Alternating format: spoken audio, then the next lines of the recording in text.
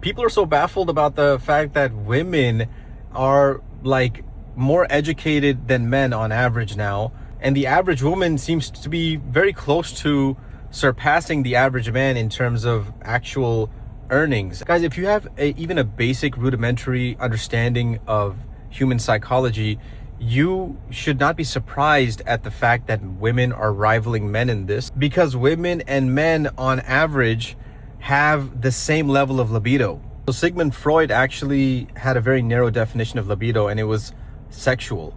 But Carl Jung noticed that libido is actually referring to psychic energy, which manifests in many different ways, one of which is sexuality, but also it could look like religious striving. It could look like spiritual searching. It could look like ambition.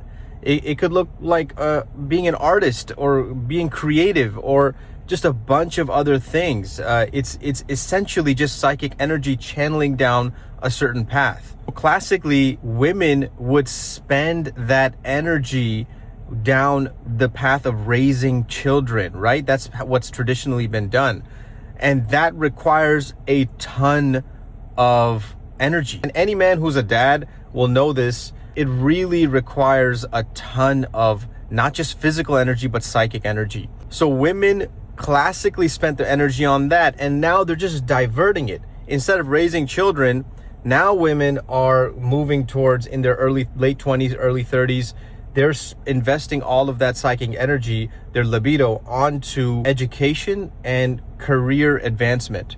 So, I mean, if you know anything about the amount of energy, psychic energy it takes to raise a child, and if you just divert that, it'll be very easy to see why women are now rivaling men in these arenas. It's not a surprise. Now, the question is, if you're a woman and you are diverting your libido towards a career advancement and education, you only have a certain amount of energy. To split that energy into half career, half raising children, that I feel like can become problematic. So I would always say that if you're a woman and you're looking to have children, you should, at least for a few years, stop the career and then go back to it.